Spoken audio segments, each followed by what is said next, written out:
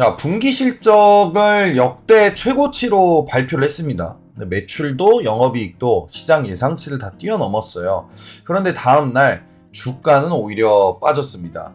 이 미국이었다면 10중 8구 주가가 뛰었을 상황인데, 그런데 한국 증시에서는 이런 일이 낯설지가 않습니다.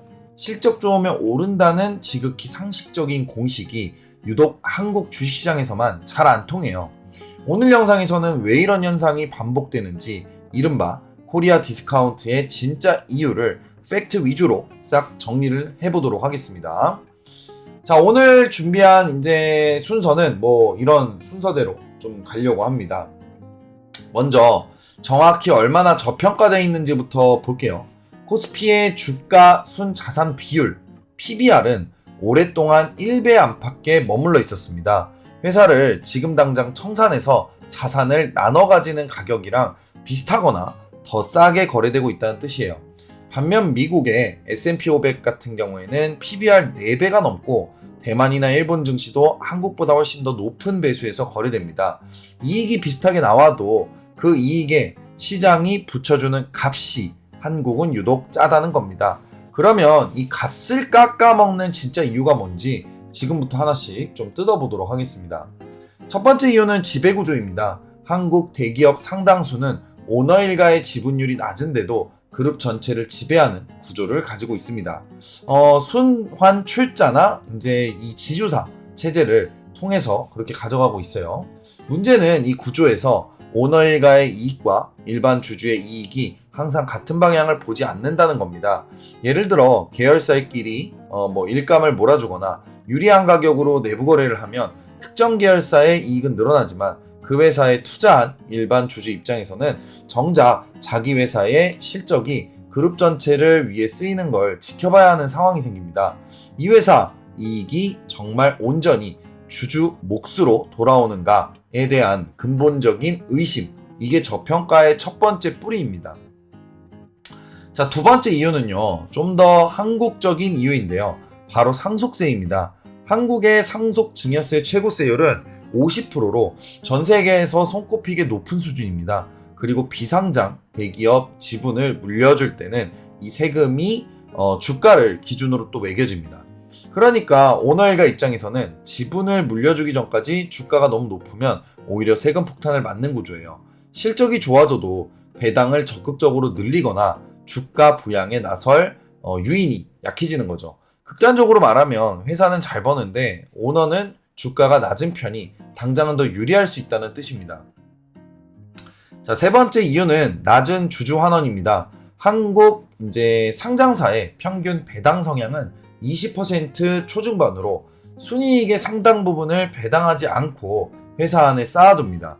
미국 S&P 500 기업들의 이제 배당 성향이 40%를 넘나드는 것과 비교하면 절반 수준이에요. 그래서 자사주 매입 소각도 마찬가지입니다. 실적이 좋아지면 그 이익을 배당이나 자사주 소각으로 주주에게 돌려주는 회사가 많아야 시장이 이 회사 이익은 결국 내 몫으로 온다고 믿고 주가를 더 쳐주겠죠. 그런데 그 확신이 없으니까 실적이 아무리 좋아져도 주가에 곧바로 반영되지 않는다는 겁니다. 자, 네 번째 이유는 주주 가치를 갉아먹는 잦은 자금 조달 방식입니다. 국내 기업들은 신규 투자 자금이 필요하면 유상증자, 그러니까 새 주식을 찍어서 파는 방식을 자주 선택하죠.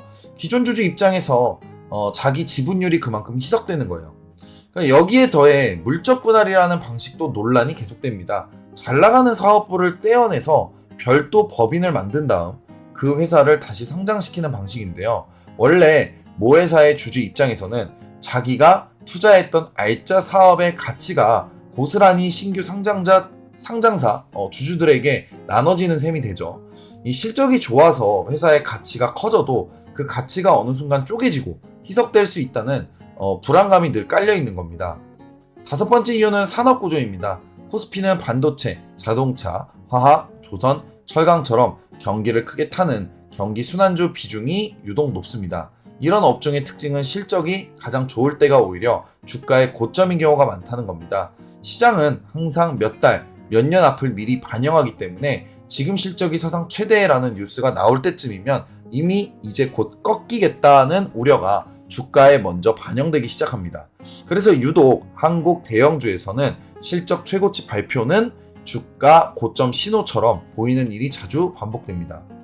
여섯 번째 이유는 수급과 환율입니다. 코스피는 유독 외국인 투자자 비중이 그 영향력이 큰 시장입니다. 그런데 원화 가치가 약해질 조짐이 보이면 개별 기업의 실적과 무관하게 이제 외국인 자금이 먼저 빠져나가는 경우가 많습니다. 환차손 우려 때문인데요. 아무리 회사 실적이 좋아도 원화 가치 자체가 떨어질 거라 보면 달러로 환산한 수익률이 깎이니까 먼저 팔고 보는 겁니다. 여기에 지수 전체가 프로그램 매매로 한꺼번에 움직이는 경우도 많아서 개별 기업의 호실적이 수급이라는 큰 파도에 묻히는 일이 자주 벌어집니다. 자, 마지막 이유는 지정학입니다. 북한 리스크는 뉴스가 나올 때 반짝 화제가 되지만 사실은 늘 밸류에이션에 은근히 깔려있는 상시 할인 요인에 가깝습니다. 여기에 한국 경제와 증시가 중국 경기와 워낙 밀접하게 연동이 돼 있다 보니 중국 경기가 흔들릴 조짐만 보여도 국내 기업 실적과 별개로 코스피 전체가 같이 흔들리는 경우가 많습니다. 결국 개별 기업이 아무리 잘해도 나라 전체에 걸린 이런 지정학적 프리미엄, 아니 정확히는 디스카운트를 걷어내지 못하는 거죠. 자, 여기까지만 들으면 너무 비관적으로 들릴 텐데 균형을 위해 변화의 조짐도 짚고 가겠습니다. 정부가 추진 중인 기업 밸류에이션 프로그램이 대표적입니다. PBR이 낮고 자본 효율이 떨어지는 기업들에게 스스로 개선 계획을 공시하도록 유도하고 배당과 자사주 소각을 늘리는 기업에 이제 세제 혜택을 주는 방식인데요.